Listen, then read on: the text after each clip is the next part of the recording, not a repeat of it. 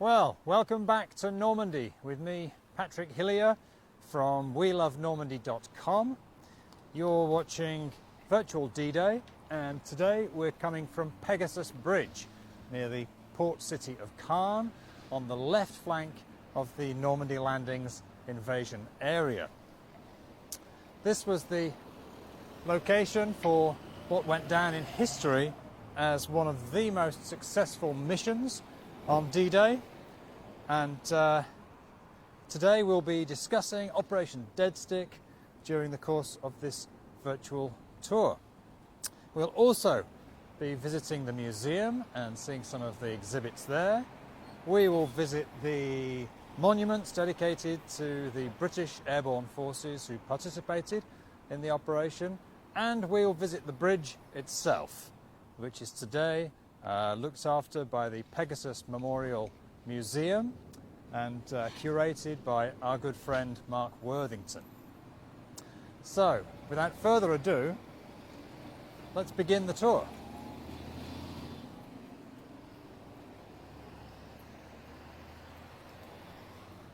Well, indeed. Good afternoon, good evening, or good morning. Welcome back to Normandy. As with me, Patrick Hillier. As you can probably tell, I'm not at Pegasus Bridge today, but I am broadcasting to you live from Normandy, from We Love Normandy HQ, and I'll be taking you on a walking tour, a virtual walking tour of Pegasus Bridge over the next 45 minutes or so.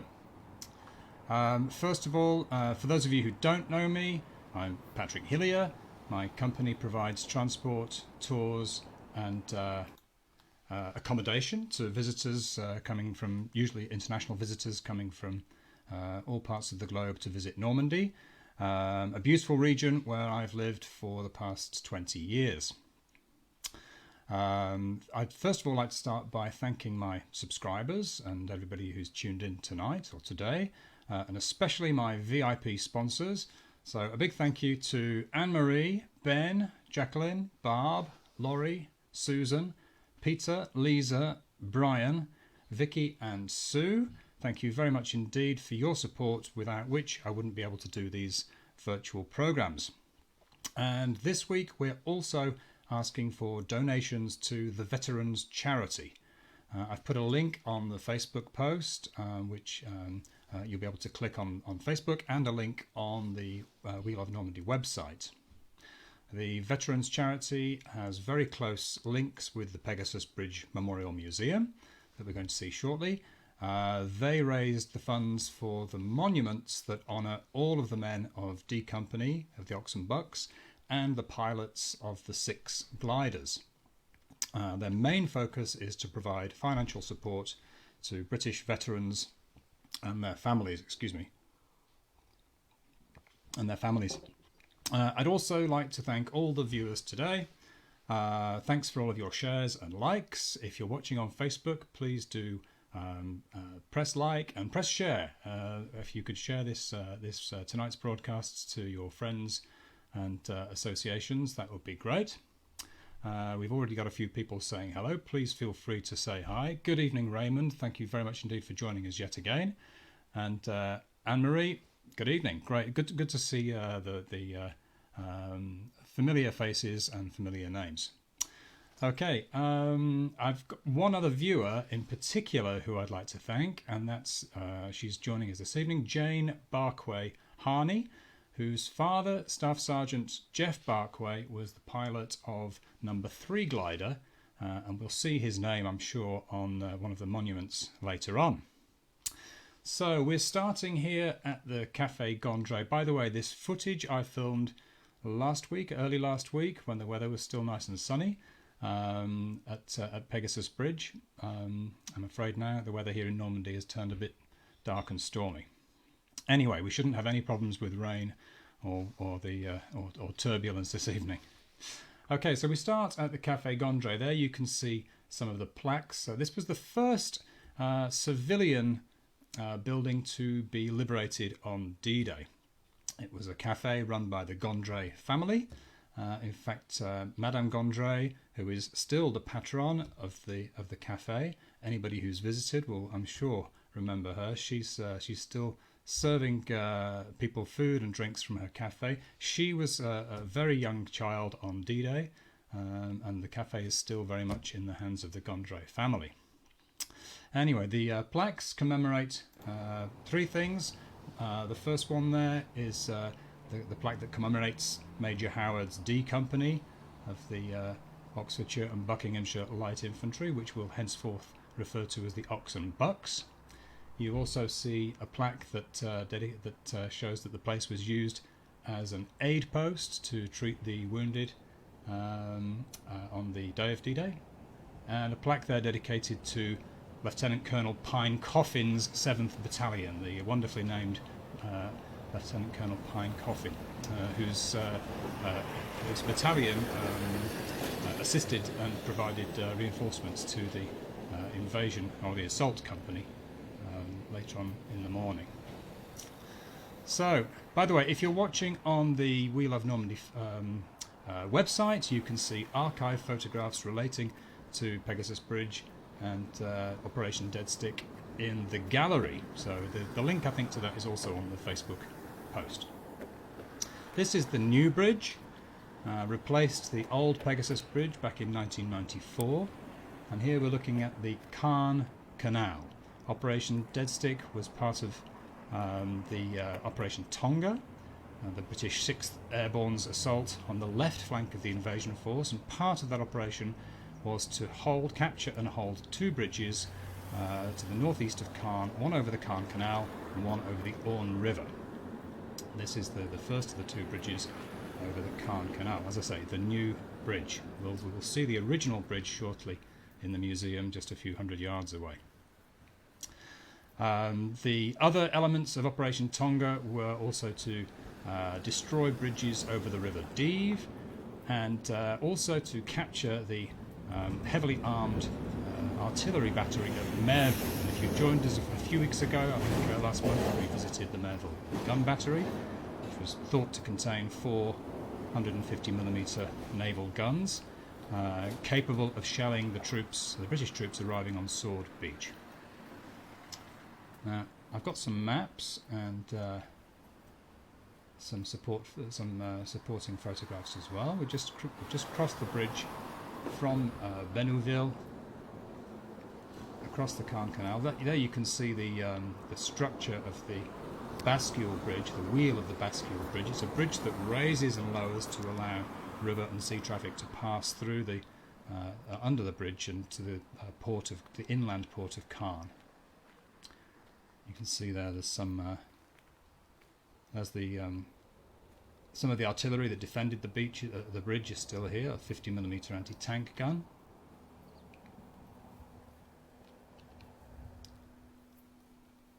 Photograph there of the bridge. There's a picture of the 3 gliders. We're going to get onto that in a minute. The 3 gliders that landed here, first of which only 47 yards from the bridge.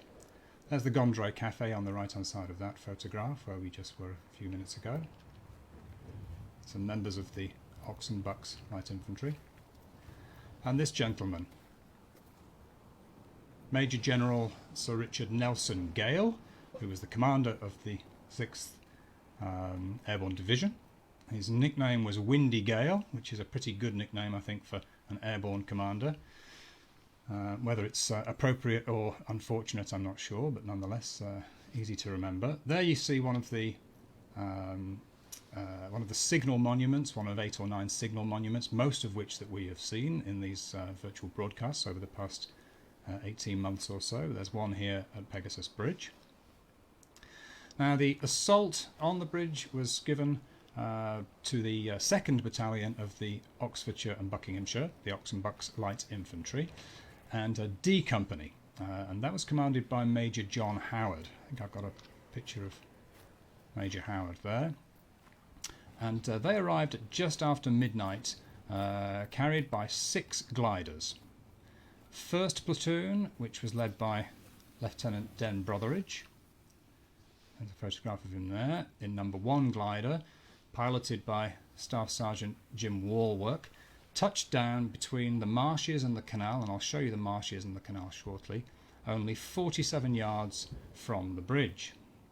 There you can see the canal, as we swing around, there you can see the marshes.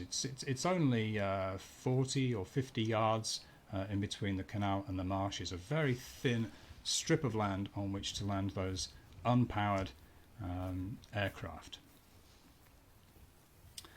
It was such a great feat of airmanship that Air Chief Marshal Sir Trafford Lee Mallory said that it was the greatest feat of flying during the Second World War.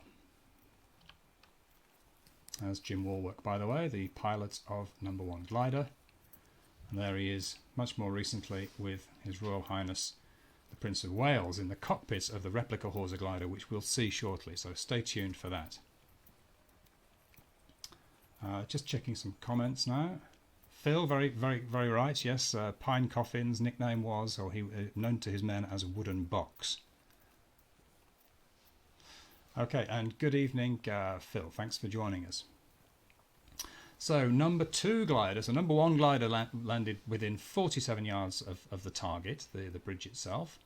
No. 2 glider broke in two, and Lance Corporal Fred Greenalch was thrown from the aircraft and drowned in the swamp, and he became the first casualty of the operation. This is the plaque that commemorates the glider No. 2, the one that crash landed, and we'll walk from there to see the other two monuments to the other two gliders. There's one of these stone blocks for each of the three gliders that landed at the Ronville Bridge. No. 3 glider, which was piloted by Staff Sergeant Barkway, whose daughter I hope is watching us this afternoon. His glider overtook glider No. 2, and came to a halt just before glider No. 1 on this position here. Let me get rid of me for a second. You can see there Staff Sergeant Barkway's name on the plaque. I may just pause the video here before we go and see the plaque dedicated to the 1st Platoon, and we'll have a look at a couple of the maps so that you can get an idea of the location and the geography. So this is one that you may have seen if you joined me a few weeks ago for the Merville Battery tour.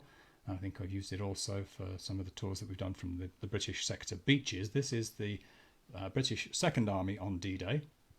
You can see the region to the west or to the left of this map is the US First Army areas, Omaha Beach and Utah Beach principally.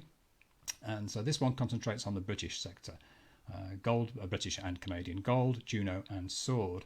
And the area in yellow is the area of the airborne landings, the 6th Airborne Division landings, between the River between the River Orne and the River Dive. And we can zoom in on that area. So here you see the landing zones and drop zones for the troops of the 6th Airborne, and the tiny landing zones for the assault company on Pegasus Bridge and Horsa Bridge, X and Y. And today we're in that region bounded by landing zone X, an extremely narrow piece of land in between the canal and the marshy, swampy area to the right. The pilots, or the flight crew of these gliders, were equipped with very little by way of navigation equipment. They had basically a stopwatch and a compass, and it's an incredible feat that all three of the ones headed for Pegasus Bridge landed within just between 40 and 100 yards of the bridge itself.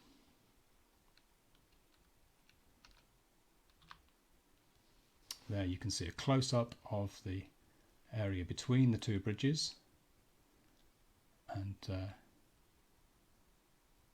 what I'll do shortly is give you a more visual idea of exactly how close No. 1 glider came to the bridge itself.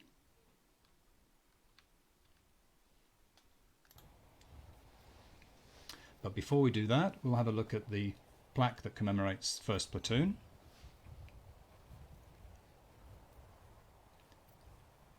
The bridge was defended by about 50 German troops of the 716th Infantry Division, and Brotheridge's 1st Platoon attacked the bridge, and he was mortally wounded during the attack, making him the first Allied serviceman to be killed by enemy fire during the invasion. Here you see the plaque dedicated to 1st Platoon. Jim Wallwork there, the pilot. Brotheridge commemorated there as well.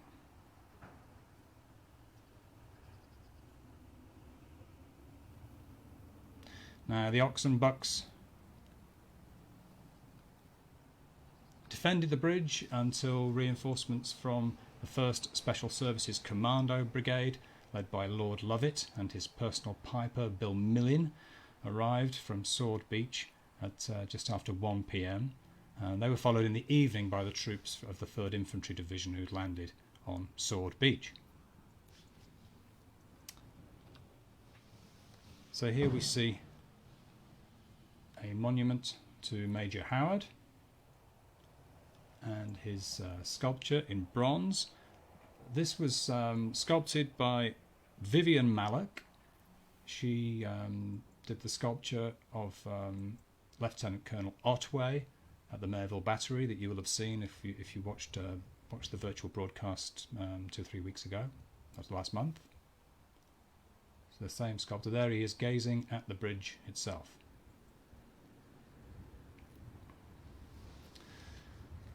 So, as I say, the D Company and their reinforcements from the 7th Parachute Battalion managed to hold the bridge through the day of D-Day. They were attacked by elements of 21st Panzer Division. Okay, so Colonel Hans we're von told Luck. that number 1 glider landed within 47 yards I'll let you of listen the bridge. to my So my other half pace tell it you out. about this.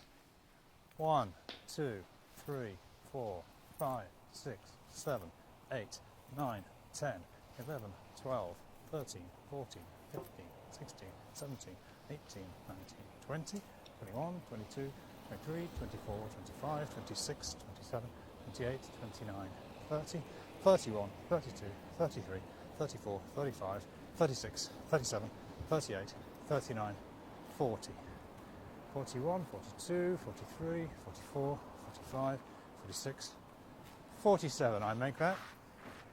That's pretty much it. I'm here at the bridge by the 50mm gun.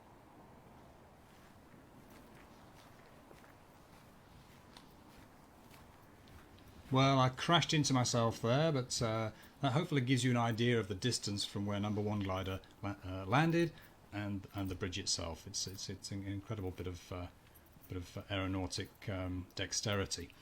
And hello, Gert from Belgium. Thanks for joining us. As I was saying, the attack or the counter-attack by elements of 21st Panzer was repelled, but the delay in getting the German armoured units to the beachhead was due in part to the fact that General Fürstinger, the commander of 21st Panzer, was absent, along with a lot of the senior command of the German 7th Army in Normandy. But he, rather than being at the war games in Rennes, was with his mistress in Paris, allegedly. Plus, of course, there was the very confusing chain of command within the German army, which really frustrated General Erich Marx. We've talked about him in a lot of recent tours, the commander of 84 Corps. I think we visited his grave at the Marigny German cemetery earlier this year, if you tuned in for that. By the way, these posters that are attached to the lampposts, the World War II Heroes posters, are back up again, I'm pleased to say, this year. That one obviously commemorating Major John Howard. So from here we will go to the museum.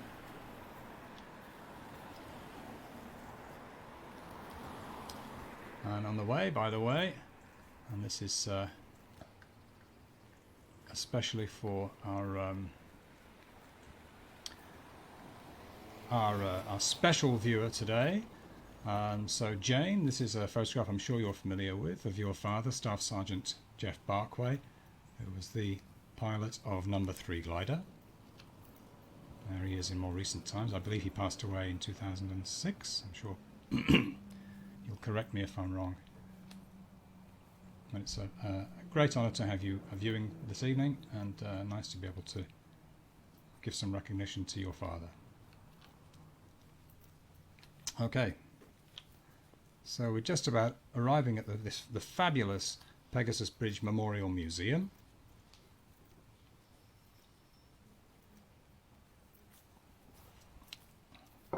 Bit of tea for the throat.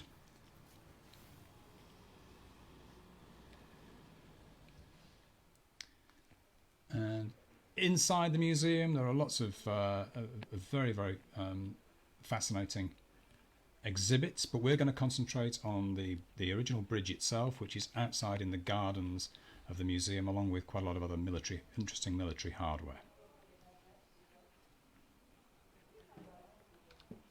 And here it is, our first glimpse of the original bridge, the Ronville Bridge, which was later renamed Pegasus Bridge in honour of the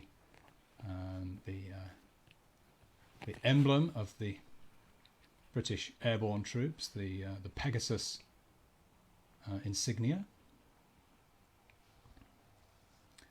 On the way, we'll pass this M2 half track, or is it an M5? I'm sure somebody will correct me. But one of many military vehicles housed here at the museum.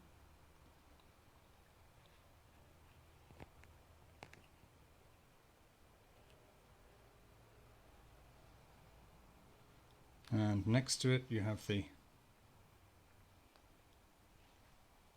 anti-aircraft gun, the M45, basically 4 50 caliber machine guns mounted on a single articulated unit.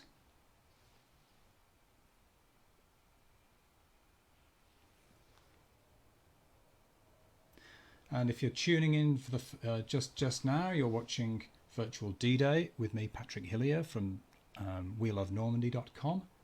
Welcome. You're attending a virtual tour of the Pegasus Bridge Memorial Museum. This footage will be repeated, or you'll be able to watch again on Facebook for a couple of days after the event.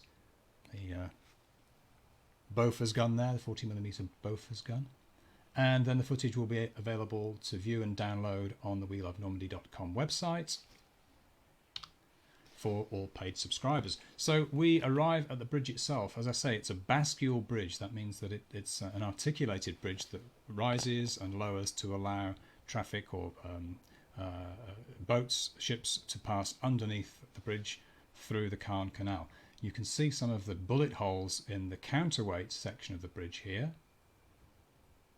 And we know the type of weapons and the caliber of the bullets because when they removed the concrete ballast from the counterweight, the bullets were embedded in the concrete.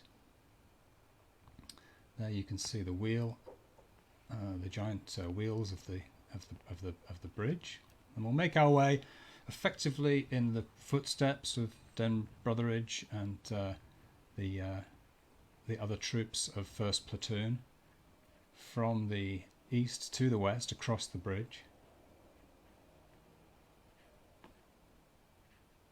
There you can see some of the small arms fire or shrapnel damage to the bridge itself. Hundreds of thousands of visitors come here in a normal year, and at the moment, I know, having spoken recently to Mark Worthington, they are delighted that people are starting to return and hoping that next year numbers will be back up to their usual figures. But if you do plan a trip to Normandy next year from the spring, I hugely recommend this particular museum. And today we won't even look inside the exhibits or see the film, which is fascinating as well. So I really do recommend Pegasus Bridge.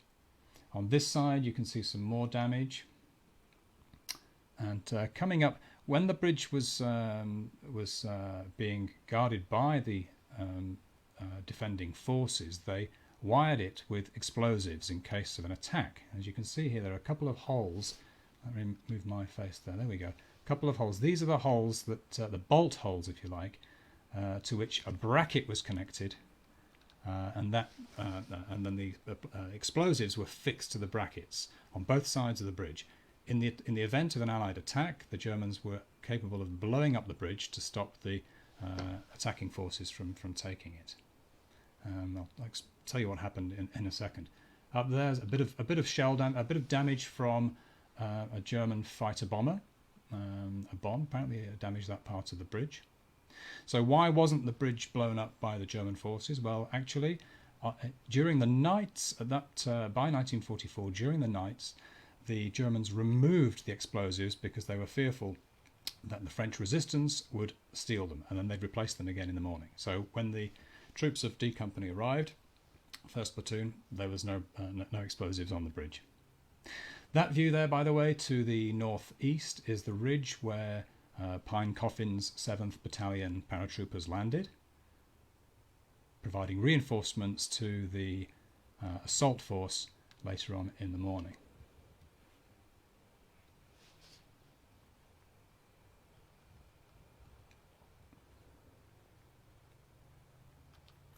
So now we'll look at a different bridge, as well as the Pegasus bridge here at the museum. There's also this great example of a Bailey bridge. The Bailey bridge named after Donald Bailey, its inventor. It's a modular bridge, a little bit like an IKEA flat pack construction. It allowed the engineers to erect and construct a bridge in a very short space of time. And it could span small canals through to wide rivers. The Caen Canal is a canal wide enough for ships to pass up into the port of Caen, and the temporary Bailey bridges that they created along the canal were perfectly capable of spanning the canal. The closest one to Pegasus Bridge was codenamed or nicknamed London Bridge.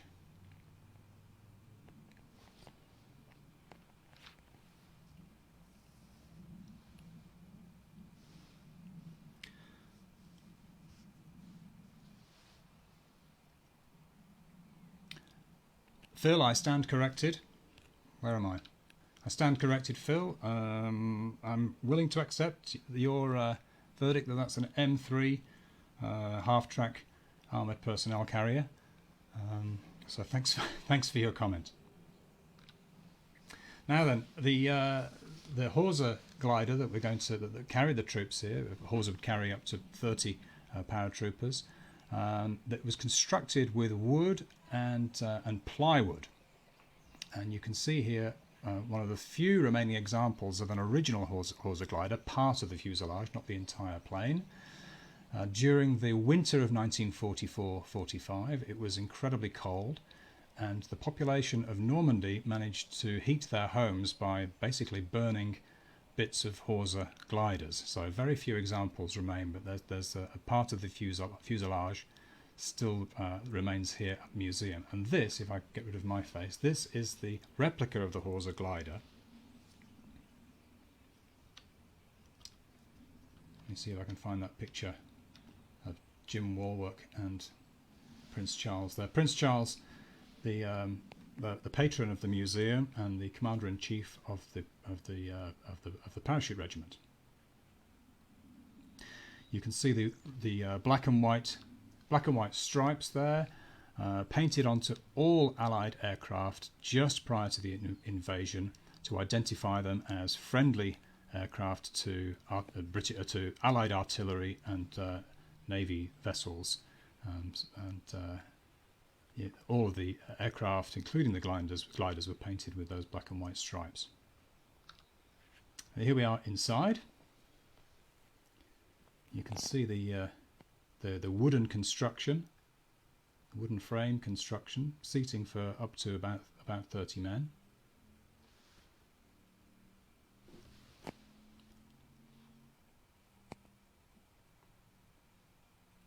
And I'm getting a message here from Jane Barquay Harney, the daughter of Staff Sergeant Barquay, who piloted number 3 glider. She has been down to the bridge and the landing zone this evening, so great to hear from you, Jane. Thank you for letting me know.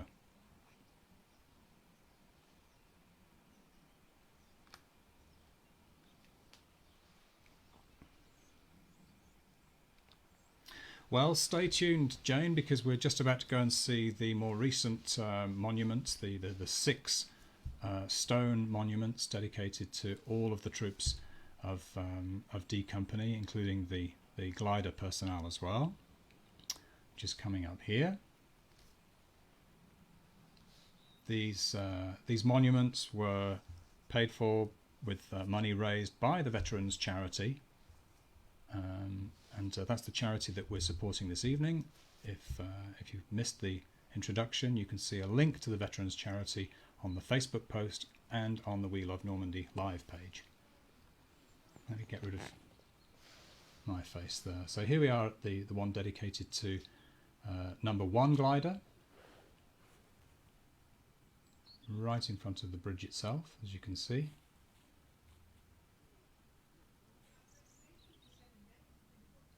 And we'll take a look at some of the names.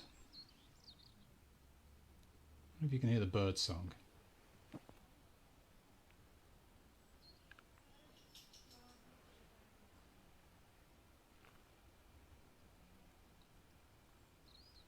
And you see Staff Sergeant Wallwork, this photograph we saw, sitting in the cockpit with Prince Charles. Lieutenant Brotheridge, of course, first Allied casualty to be killed by enemy fire, and Major Howard, the commander of D Company.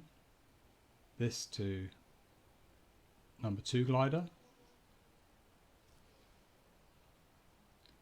and number 3 glider, Corporal Greenhalgh, who was the first victim, sadly drowned in the swamp. And the other 3 commemorating the gliders that assaulted the Ronville Bridge, now known as Horsa Bridge.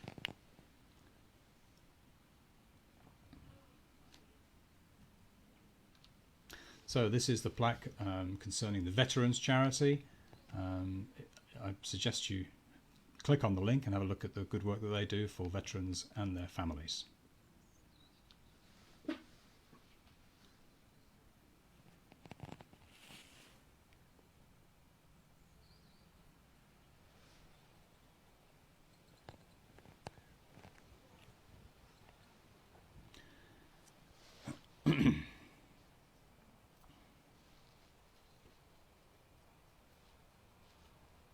So we make our way,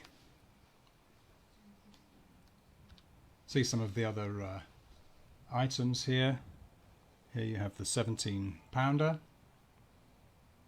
field gun that was also used as a modified form of the Sherman tank known as the Sherman Firefly. I'm sure many of you know about that, the tank used by the British and the Canadians. 76mm gun. Oh, there's the photograph. I think it's on the gallery, but there's the photograph of the bridge just a few days after the invasion. Let me get rid of me. You can see all 3 gliders on that photograph because they had dragged number 2 and number 3 glider up towards the bridge, and all 3 gliders were then left in the field together a few days following the invasion.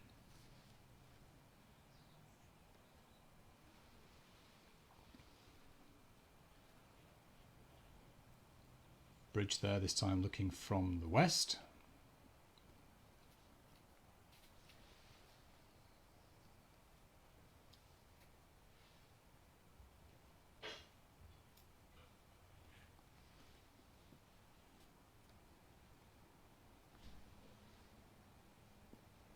A 25-pounder field gun, 4.5-inch shells, 5-6 mile firing range.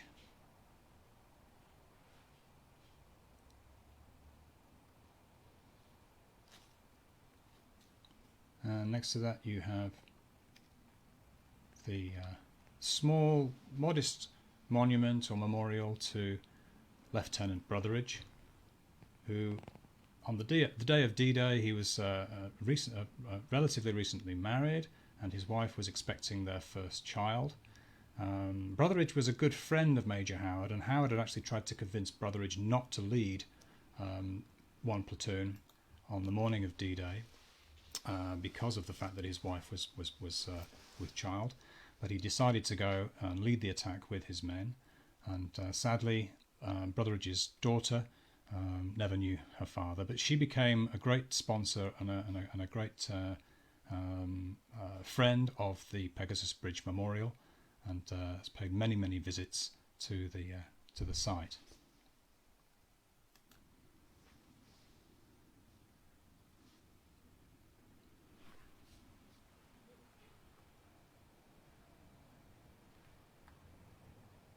These, by the way, are dragon's teeth, the obstacles, vehicle obstacles. They were found in a field nearby when they were constructing a new housing complex. Now, full-size statue of Brigadier James Hill, commander of the 3rd Parachute Brigade.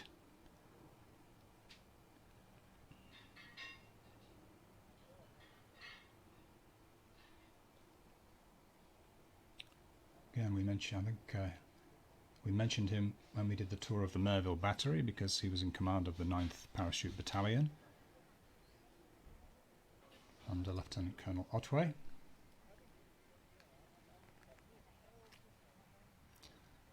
The museum was opened in June 2000 by His Royal Highness the Prince of Wales, whose photograph we saw, and the collection has grown since then. We'll come back to the Centaur tank, but this is the biggest piece of field artillery at the museum. The 5.5-inch howitzer. You can see the spades on the gun trails there that would dig into the ground when the gun was first shot to stabilise it. An enormous piece of field artillery. Probably a 9-mile range, and incredibly accurate.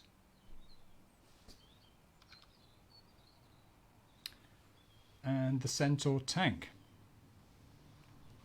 Now this vehicle, which is based on it's a variant of the Cromwell tank. This one has a 90mm bunker buster gun, so it's designed for short range attack on concrete fixed positions. This one actually arrived. It's a Royal Marines vehicle. Arrived on Sword Beach on the morning of D-Day, and was knocked out and remained there for many years. It was eventually recovered and restored. Spent some time on the side of the Caen Canal, and through various negotiations, the museum managed to have it brought to the museum gardens. It was restored by a group of veteran soldiers who were having problems with post-traumatic stress disorder, and it's been beautifully restored. The markings, the coordinates, the compass markings on the turret are there for external observers to tell the gunner where to fire. The external artillery observer would get on the back of the tank and with a telephone, which is connected to inside, and relay the coordinates of targets to the gunner that was inside the tank. So it must have been quite a tough job for the observer standing on the back of a tank with a telephone. Anyway, that brings us pretty much to the end of the tour. I'll leave you with that image of the bridge itself.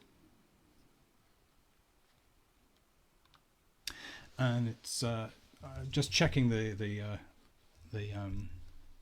comments and feedback that we've got. And Selena's saying thanks for the Horsa. Thank you, Selena. She's asking how many glider pilots and passengers fell. Well, not the only casualties in the landing of the gliders was one. The gentleman Green Ulch who drowned, sadly, in the swamps. So it was a hugely successful operation in terms of the air landing. And Raymond, he was there for the 50th anniversary. Well, thanks for letting us know, Raymond. I mean, that was some 27 years ago now. It must have been quite different in those days. Thank you very much for your comment. You can see all of the comments and questions on the Facebook page.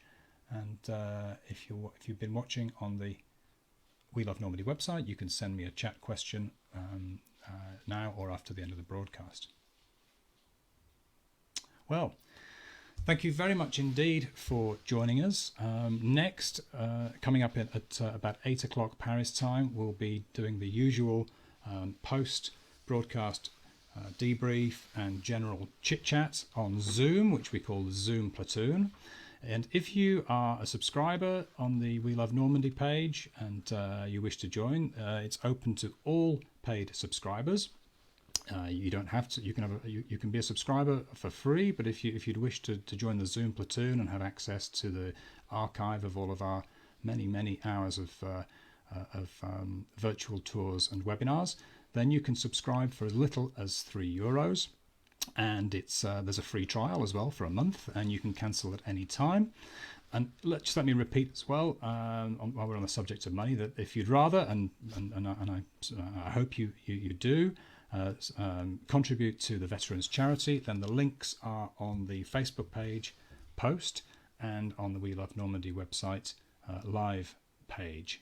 So if you want to make a donation to the Veterans Charity, charity very close to the Pegasus Bridge Memorial Museum, then you can click on those links. So for the remainder of this year, I'll be doing more virtual broadcasts in this format throughout the winter and into the spring. We have some impromptu ones coming up as well. There's the weekly, sometimes bi-weekly Zoom Platoon, which again, if you're a subscriber, you can join in on.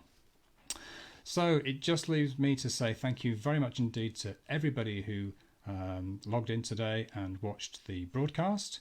And if you want to know more about We Love Normandy, click on the welovenormandy.com.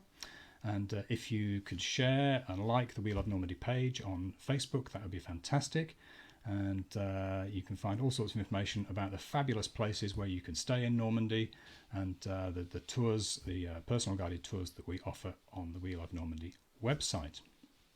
So for all my Zoom platooners, I look forward to seeing you, time check, in about 15 minutes.